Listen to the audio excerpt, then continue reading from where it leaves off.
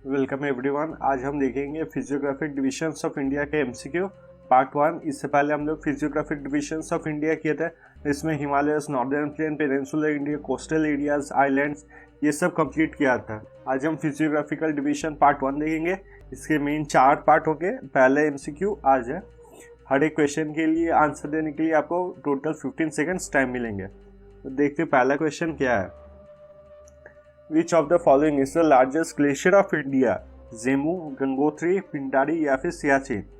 निम्नलिखित में से कौन भारत का सबसे बड़ा ग्लेशियर है?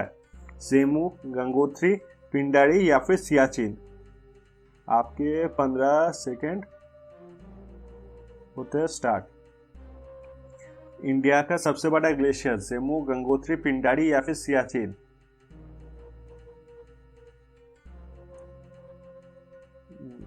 आपका टाइम खत्म हो गया और ये हो गया टाइम्स अप। इसका सही आंसर होगा सियाचिन। ये सियाचिन ये हिमालयस का सबसे बड़ा ग्लेशियर है और वर्ल्ड का second longest outside the polar glacier है। Second longest outside polar reason.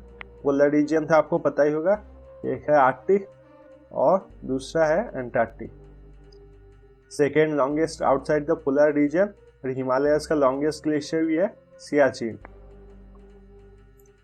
Next question. Barren island is in Lakshadweep, Andaman and Nicobar island, Malta estuary या फिर Palk strait? Barren island dash में है Lakshadweep, Andaman and Nicobar, Malta estuary या फिर पार्क स्ट्रेट? आपके 15 second होते start. बैरन island कहाँ पर है? Lakshadweep, Andaman and Nicobar, Malta estuary या फिर पार्क स्ट्रेट? इन चारों आइलैंड में से कौन से आइलैंड में है ये? टाइम्स अप यहाँ पर। इसका सही आंसर होगा अंडमान एंड निकोबार। ये थोड़ा हम मैप डिटेल्स में देख लेंगे एक बार। हालांकि आपको ज़्यादा अच्छे से समझना है तो आइलैंड्स वाले चैप्टर में आप और भी डिटेल्स से मैंने करवाया है, और अंडमान और निकोबार छोड़ के इंडिया में बाकी जो है आइलैंड्स इंपॉर्टेंट वो भी मैंने कंप्लीट किया है। यहाँ पर भी एक बार देख लेंगे। अगर अंडमान और निकोबार की बात की जाए तो अंडमान और निकोबार है आपके बे ऑफ बंगाल में। अंडमान और निकोबार 2 ग्रुप ऑफ आइलैंड से बनता है। एक है अंडमान ग्रुप ऑफ आइलैंड्स और दूसरा Nicobar group of islands. North में है आपका अंडमान और साउथ में है आपका निकोबार ग्रुप ऑफ आइलैंड्स। अगर अंडमान की बात की जाए तो 3-4 ग्रुप ऑफ आइलैंड से बनता है। पहला है नॉर्थ अंडमान, फिर है मिडिल अंडमान, साउथ अंडमान और लास्ट में है लिटिल अंडमान। नॉर्थ इसके अगर अंडमान की ईस्ट में देखा जाए तो फिर यहाँ है नारकोडम आइलैंड और ये है बैरन आइलैंड। नारकोडम और बैरन आइलैंड दोनों वॉल्केनिक आइलैंड है और बैरन आइलैंड इंडिया का ओनली एक्टिव वॉल्केनो है बैरन आइलैंड में। अगर नॉर्थ अंडमान की बात की जाए तो नॉर्थ अंडमान में है आपका सैडल पीक जो कि अंडमान का हाईएस्ट पीक है। मिडिल अंडमान की बात की जाए तो फिर ये है largest island in the group of Andaman and Nicobar islands. अगर साउथ अंडमान की बात की जाए तो साउथ अंडमान है पोर्ट ब्लेयर जो कि अंडमान एंड निकोबार का कैपिटल है, और सबसे साउथ में है आपका लिटिल अंडमान। लिटिल अंडमान और साउथ अंडमान के बीच एक जगह है, इसे बोला जाता है डंकन पैसेज। अब अंडमान और निकोबार के बीच भी एक लाइन जाता है जो इमेजिनरी लाइन होता है, उसे कहा जाता है 10 डिग्री चैनल। अगर निकोबार की बात की जाए तो निकोबार 3 ग्रुप ऑफ आइलैंड से मेनली बनता है। पहला है कार निकोबार, फिर है लिटिल निकोबार और लास्ट में है ग्रेट निकोबार। ग्रेट निकोबार के एकदम साउथ में है आपका इंदिरा पॉइंट जो इंडिया का साउदर्न मोस्ट पॉइंट भी है। अगर अरेबियन सी की बात की जाए तो अरेबियन सी में है आपका लक्षद्वीप। अरेबियन सी जो हम लोग के इंडिया के वेस्टर्न साइड में है वहाँ पर है आपका लक्षद्वीप। लक्षद्वीप में अगर देखा जाए तो सबसे बड़ा आइलैंड लक्षद्वीप में है एंड्रोट आइलैंड, और लक्षद्वीप के एकदम साउथ साइड में है मिनिकॉय आइलैंड। अगर ये पूछा जाए कि लक्षद्वीप और मिनिकॉय आइलैंड को कौन अलग करता है तो वो होगा 9 डिग्री चैनल। अब चलते हैं अगले क्वेश्चन में।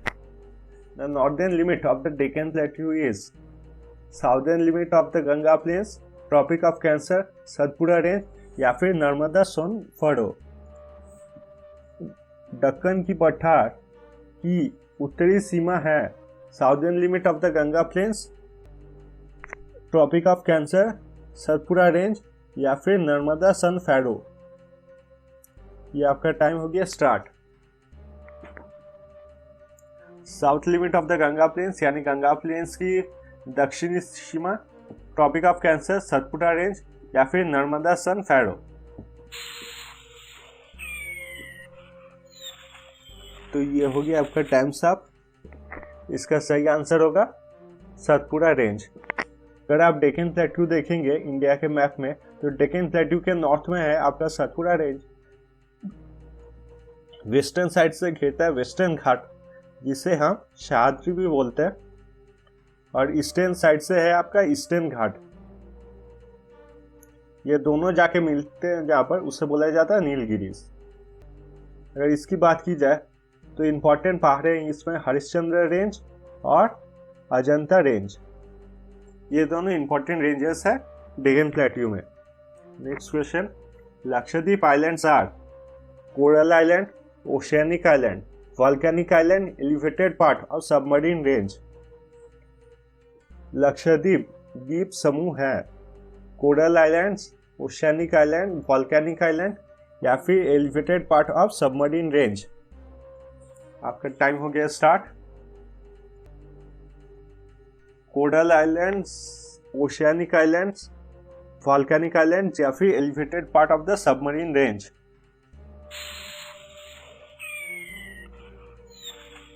ये हो गया आपका टाइम साफ। इसका सही आंसर होगा कोरल आइलैंड्स, ऑप्शन ए। तो कोरल आइलैंड कैसे बनता है ये समझते हैं। जो छोटे छोटे इंसेक्ट या फिर स्नेल होते हैं जो अपने शेल छोड़ देते हैं, वो शेल छोड़ के आस्ते आस्ते ओशियन बेड जो नीचे रहता है वहाँ पर जमते रहता है। और मान लीजिए ओशियन का जो सरफेस है वो यहाँ पर है, आस्ते आस्ते जैसे ओशियन बेड पे ये शेल जमते रहता है, ये शेल आस्ते आस्ते ऊपर उठ जाता है, जो वाटर सरफेस है उसके ऊपर उठ जाता है और ऐसा दिखाई देता है दूर से जैसे कि कोई आइलैंड है। जैसे ये शेल ऊपर उठता है वहाँ पर प्लांट्स ग्रो होता है और वो एक आइलैंड बन जाता है। ये आइलैंड फिश के लिए बहुत सही होता है क्योंकि जो छोटे छोटे स्पेस होते हैं यहाँ पर मछली चल जाती है और बड़ी मछली इन्हें खा नहीं पाती है, इसलिए यहाँ पर बड़ी मछली भी मिलती है क्योंकि वो छोटी मछली खाने आती है और छोटी मछली खुद को छुपाने के लिए आती है।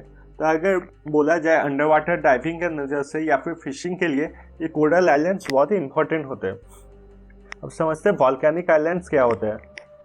मान लीजिए ओशियन बेड में कोई वॉल्केनो है। वॉल्केनो जब अपना लावा छोड़ता है और लावा इतना सारा छोड़ता है कि वो ओशियन सरफेस के ऊपर ही एक आइलैंड बना लेता है, उससे कहते हैं वॉल्केनिक आइलैंड। इंडिया में देखा जाए तो दो इंपॉर्टेंट वॉल्केनिक आइलैंड है, एक नाकोडम और दूसरा बैडन आइलैंड। बैडन आइलैंड की बात की जाए तो वो अभी भी वहाँ पर एक्टिव वॉल्केनो है और इंडिया में ओनली जगह है जहाँ पर एक्टिव वॉल्केनो है वो है बैडन आइलैंड। और यहाँ पर स्पेलिंग गलत हो गया, ये होगा BARREN, बैडन आइलैंड। इंडिया का ओनली एक्टिव वॉल्केनो है बैडन आइलैंड में। नेक्स्ट क्वेश्चन देखते हैं। The oldest mountain Aravalli ranges between Gujarat and Delhi, Udaipur and Jaipur, Rajasthan and Agra, Rajasthan and Punjab. सबसे पुराना पर्वत अरावली पर्वतमाला कहाँ पर है?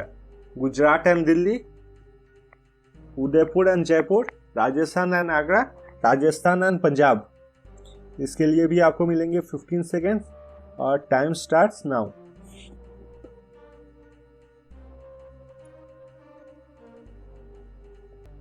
एक्सटेंशन कहां तक है? गुजरात एंड दिल्ली, उदयपुर जयपुर, राजस्थान आगरा या फिर राजस्थान एंड पंजाब। तो ये हो गया आपका टाइम साफ। इसका सही आंसर होगा गुजरात एंड दिल्ली। गुजरात अगर पूछा जाए तो फिर ये स्टार्ट होता है पालनपुर से और चलता है न्यू अरुणानगर कॉलोनी तक। दिल्ली में न्यू अरुणानगर कॉलोनी तक चलता है। न्यू अरुणानगर कॉलोनी की अगर बात की जाए तो फिर टिबेट मार्केट के लिए बहुत ज़्यादा फेमस है और टिबेटियन जो बेल्स होते हैं वो सब भी यहाँ पर बहुत ज़्यादा मिलता है। अगर इसकी नाम की बात की जाए तो ये एक्सटेंड होता है, अरावली रेंज एक्सटेंड होता है गुजरात, फिर जाता है ये राजस्थान और ख़त्म होता है ये दिल्ली में। अगर बात की जाए तो राजस्थान में इसे बोलते हैं जर्दा पहाड़, जर्दा पहाड़, और दिल्ली में इसको कहते हैं दिल्ली ब्रिज। इसकी अगर हाईएस्ट पीक की बात की जाए तो फिर इसका हाईएस्ट पीक होगा माउंट आबू, जिसमें आपका दिलवाड़ा टेम्पल है, जो कि जैन के लिए बहुत ही फेमस है। दिलवाड़ा टेम्पल बहुत ही फेमस है और जैन के लिए तो बहुत ज़्यादा इंपॉर्टेंट जगह है दिलवाड़ा टेम्पल। चलेंगे नेक्स्ट क्वेश्चन में। Total length of the coastline of India 3600 kilometre, 6000 kilometre, 5600 kilometre, 4500 kilometre. Bharat का समुद्र तट की कुल लंबाई 3600 किलोमीटर, 6000 किलोमीटर, 5600 किलोमीटर, 4500 किलोमीटर। और आपका टाइम होता है स्टार्ट। टोटल लेंथ जो है आपको एकदम एग्जैक्ट वैल्यू नहीं दिया जाएगा, बहुत बार अप्रॉक्स वैल्यू भी दिया जाएगा, और जो आंसर के सबसे क्लोज होगा उसी को आप मार्क करेंगे। ये क्वेश्चंस इसलिए ऐसा दिया जाता है ताकि कोई अगर रट ले दिमाग में और कंप्यूटर के जैसे उसका दिमाग काम करे तो वो सही नहीं दे पाए। जो अच्छे से समझ के पढ़ाई किया है उसके लिए ये इजी होगा। तो टाइम्स अप यहाँ पर। इसका सही आंसर देख लेते हैं। इसका सही आंसर होगा बी, 6100 किलोमीटर होता है मेन लैंड के लिए।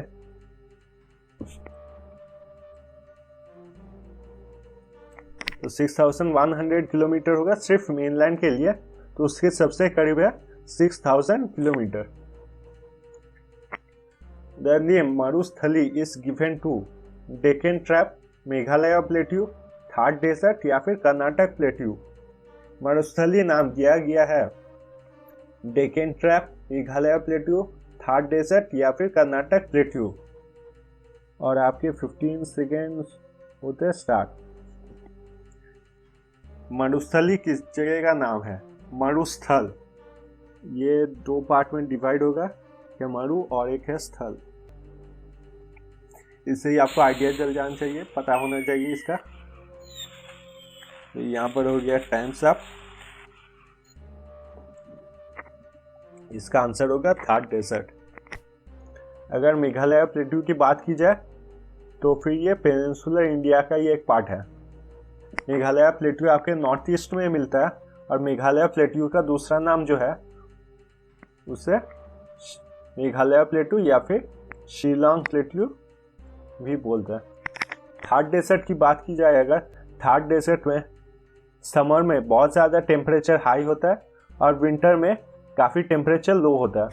इसका कारण यही है कि थार डेजर्ट में जो सैंड है वो आपकी हीट पकड़ के नहीं रख सकती और हीट काफ़ी जल्दी छोड़ देती है, इसलिए विंटर्स में काफ़ी ज़्यादा ठंडा हो जाता है और समर्स में ये काफ़ी ज़्यादा गर्म हो जाता है। अगर रेनफॉल की भी बात की जाए तो रेनफॉल भी उससे 4 to 20 इंचेस मिलता है।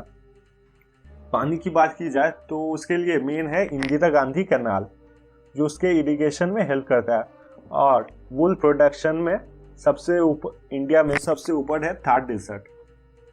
अब चलते हैं अगले क्वेश्चन में। Highest peak of peninsular India is Anaimudi, Mahendragiri, Mahabaleshwar या फिर कलासुबाई। प्रायद्वीपीय भारत का सर्वोच्च शिखर है अनाईमुडी, महेंद्रगिरी, महाबलेश्वर या फिर कलासुबाई। तो आपके 15 सेकंड्स होते हैं स्टार्ट। हाईएस्ट पीक पूछा गया है पेनिनसुलर इंडिया का। एक बात मैं बता देता हूँ, जो हाईएस्ट पीक है पेनिनसुलर इंडिया का वही हाईएस्ट पीक है साउथ इंडिया का। तो इसमें कौन सा सही आंसर होगा? आपका हो गया टाइम्स अप, और इसमें सही आंसर होगा अनाईमुडी। अनाईमुडी को एवरेस्ट ऑफ साउथ इंडिया भी बोला जाता है, क्योंकि ये साउथ इंडिया का सबसे हाईएस्ट पीक है Anaimudi. Which is the highest peak of Nilgiri hills? Doda Betta, Anaimudi, mount Abu या चिकलडाल। निम्नलिखित के पहाड़ियों का सर्वोच्च शिखर कौन सा है? नीलगिरी की पहाड़ियों का सर्वोच्च शिखर कौन सा है? डोडा बेटा, अनाईमुडी, माउंट आबू या चिकलडाल। तो आपके 15 सेकंड होते हैं स्टार्ट। नाउ ये हाईएस्ट पीक नहीं है, ये सेकंड हाईएस्ट पीक है साउथ इंडिया का। ये एक छोटा सा हिंट आप लोग के लिए।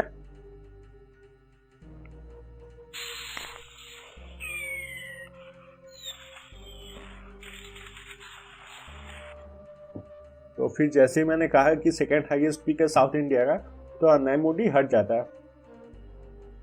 माउंट आबू हाईएस्ट पीक है, अरावली हिल्स का, तो ये भी हट जाता है। अब दो ऑप्शन रहता है, डोडा बेटा या चिकलडाल। तो इसमें से सही आंसर है डोडा बेटा। अगर नीलगिरी हिल्स की बात की जाए तो फिर जहाँ पर वेस्टर्न और ईस्टर्न घाट मिलते हैं, वेस्टर्न घाट जिसे सह्याद्री भी बोलते हैं, और ईस्टर्न घाट जहाँ मिलते हैं वहाँ पर है आपका नीलगिरी हिल्स। नीलगिरी की हिल्स की बात की जाए तो हाईएस्ट पीक है डोडा बेटा, और नीलगिरी हिल्स में आपके साइलेंट वैली भी है, साइलेंट वैली और ऊटी। साइलेंट वैली आपकी बायोडाइवर्सिटी के लिए बहुत इंपॉर्टेंट है, और ऊटी आपका साउथ इंडिया का one of the most famous hill station है। देखते हैं अगला question. Baltoro glacier is located in Karakoram range, Pir Panjal range, Kailash range या फिर लद्दाख रेंज। बालतोरो ग्लेशियर स्थित है Karakoram range, Pir Panjal range, Kailash range और लद्दाख रेंज।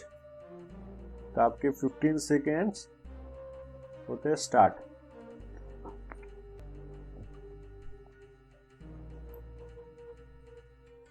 तो ज़्यादातर जो आपको ग्लेशियर्स मिलेंगे वो आपको ट्रांस हिमालय में मिलेंगे। तो ट्रांस हिमालय, अगर हिमालयस देखा जाए तो सबसे नॉर्दर्न मोस्ट पार्ट है हिमालयस है। यहाँ पर हो गया टाइम्स अप। तो जैसा मैं बता रहा था, हिमालयस का सबसे नॉर्दर्न मोस्ट पार्ट है ट्रांस हिमालय।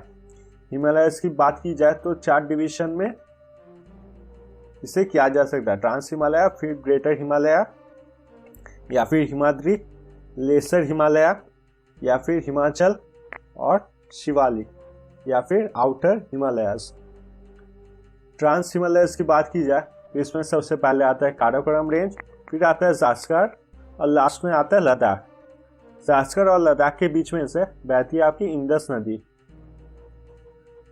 और इसी के साइड में है आपका लेह सिटी।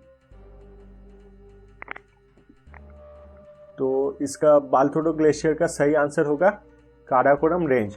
जो सबसे नॉर्दर्न मोस्ट और रफेस्ट रेंज है वो होगा काराकोरम रेंज। पीर पांजाल रेंज की बात की जाए तो पीर पांजाल रेंज में है बनिहाल पास, जिसे जवाहरलाल नेहरू पास या फिर जवाहरलाल नेहरू टनल भी बोला जाता है। कैलाश रेंज अगर ज़ास्कर की नॉर्दर्न साइड में देखा जाए तो साउदर्न साइड में देखा जाए तो मिलेगा आपको ज़ास्कर रेंज, और सबसे साउदर्न मोस्ट रेंज अगर देखा जाए तो फिर है लद्दाख रेंज। ट्रांस हिमालय की साउदर्न मोस्ट रेंज है ये लद्दाख रेंज। तो सही आंसर होगा आपका Baltoro glacier is in Karakoram range. Next question. The Deccan lava region was formed during Cretaceous period, Triassic period, Jurassic period, Cambrian period. Deccan lava क्षेत्र का गठन किस दौरान किया गया था? Cretaceous period, Triassic period, Jurassic period या कैम्ब्रियन पीरियड। तो आपके 15 सेकंड होते हैं स्टार्ट। डेक्कन जो डेक्कन का एरिया बना था, जो हम लोग ने पहले पढ़ा था डेक्कन प्लेट्यू, वो लावा से बना था। लावा जब वहाँ पर ठंडा हो गया था तब वहाँ पर ब्लैक सॉइल का फॉर्मेशन हुआ था, और डेक्कन प्लेट्यू उसी तरीके से बना था। ब्लैक सॉइल आपके मेनली फेमस है कॉटन के लिए। तो यहाँ पर होता है आपका टाइम आप, ये सही आंसर होगा क्रेटेशियस पीरियड, जो कि आपकी अराउंड 66 मिलियन ईयर्स पुरानी है। इसके बाद देखेंगे Adam's bridge forms a link between India and Sri Lanka, Hyderabad and Secunderabad, India and Pakistan, Aravalli and Satpura range. Adam's bridge के बीच एक लिंक बनाता है India and Sri Lanka, Hyderabad and Secunderabad, India and Pakistan, Aravalli and Satpura. तो आपके 15 सेकंड होते हैं स्टार्ट नाउ।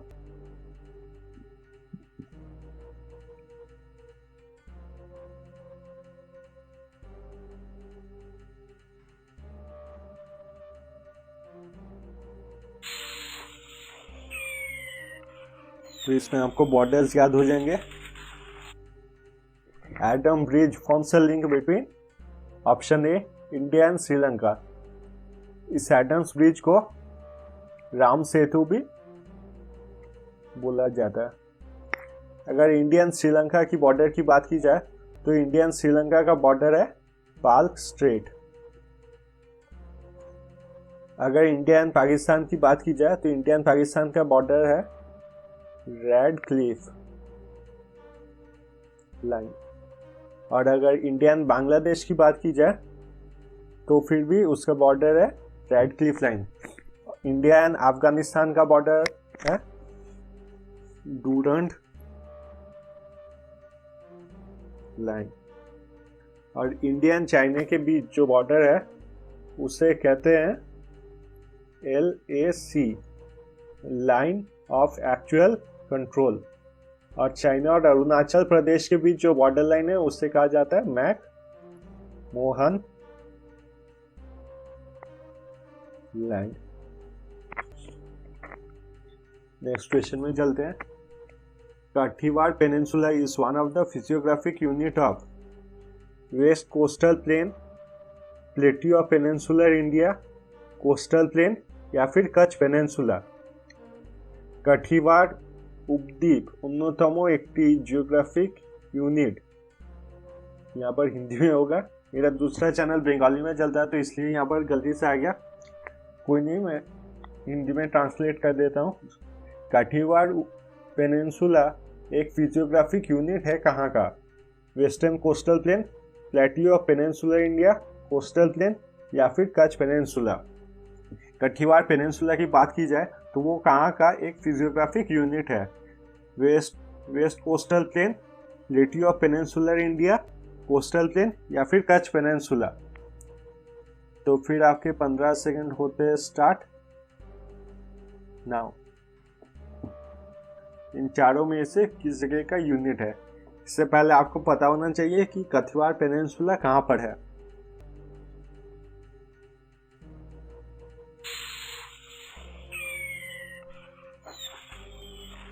Times up.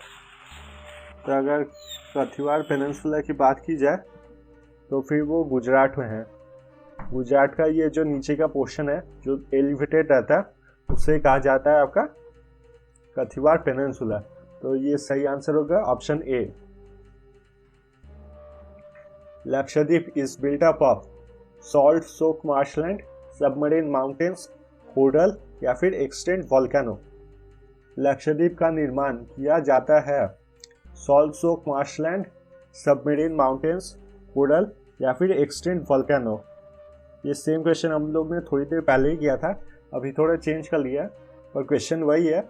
आपका समय स्टार्ट होता है अब। एक्सटेंट वॉल्केनो से बनेगा वॉल्केनिक आइलैंड, कोरल से बनेगा कोरल आइलैंड, सबमरीन माउंटेन्स। इसका सही आंसर क्या होगा? तो यहाँ पर हो गया आपका टाइम्स अप। ये कोरल, ये होगा कोरल। Next question.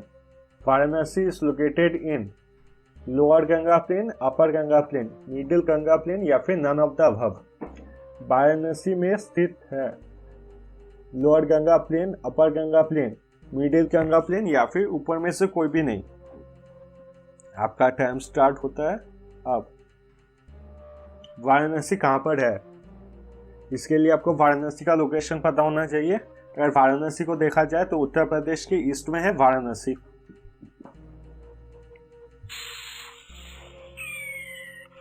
तो इसका आंसर होगा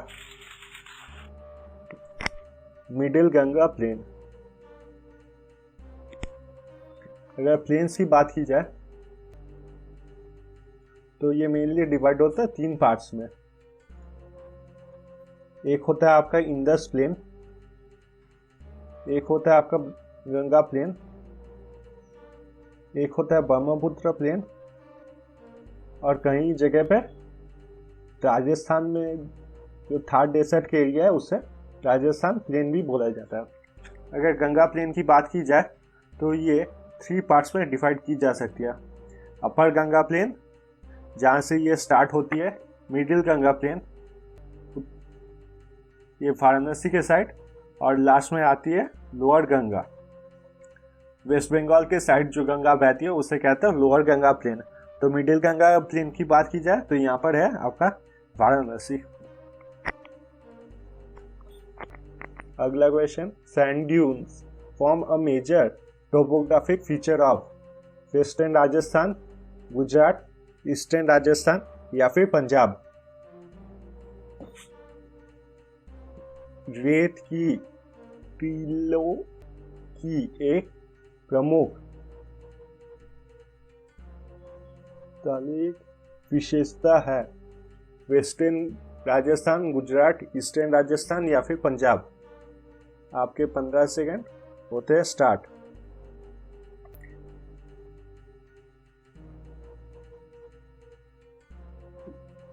सैंड ड्यून्स किस जगह का फेमस फिजिकल फीचर है? वेस्टर्न राजस्थान, गुजरात, ईस्टर्न राजस्थान या फिर पंजाब। Times up.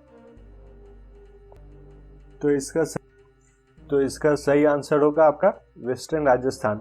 अगर आप इंडिया का मैप अपने दिमाग में रखें तो आप देखेंगे जो थार डेजर्ट है वो यहाँ पर कहीं है राजस्थान में। तो इसे अगर दो पार्ट में डिवाइड करें, जो पाकिस्तान के साइड है वो हो गया आपका वेस्टर्न राजस्थान, और जो इंडिया के साइड में है वो हो गया आपका ईस्टर्न राजस्थान। तो वेस्टर्न राजस्थान जो पाकिस्तान के साइड में है वहाँ पर डेजर्ट, थार डेजर्ट या फिर ज़्यादा गर्मी और रेनफॉल कम मिलता है। वेस्टर्न राजस्थान में जो ये सैंड ड्यून्स बनता है उसके लिए इसको लोकल भाषा में इसको थुल बोला जाता है, THUL, जहाँ से इस डेजर्ट का नाम आया है थार डेजर्ट। अब नेक्स्ट क्वेश्चन देखेंगे। आज के लिए बस इतना ही था। थैंक यू सो मच ये वीडियो देखने के लिए। अगर वीडियो आपको अच्छा लगा हो तो काइंडली लाइक कीजिए। जिन्होंने भी मेरा चैनल सब्सक्राइब किया है उनको शुक्रिया, और जिन्होंने भी नहीं किया उनको रिक्वेस्ट है कि मेरा चैनल सब्सक्राइब कीजिए, इससे मुझे काफ़ी सपोर्ट मिलता है। अगर आप इंडियन ज्योग्राफी के बाकी चैप्टर जैसे फिजिकल डिविजन्स ये सब देखना चाहते हैं और पॉलिटिकल इंडिया के बारे में भी पढ़ना चाहते हैं तो यहाँ पर क्लिक कीजिए। और अगर आप MCQ सॉल्व करना चाहते हैं इंडियन ज्योग्राफी के तो यहाँ पर क्लिक कीजिए। थैंक यू सो मच ये वीडियो देखने के लिए। मिलते हैं अगले वीडियो में।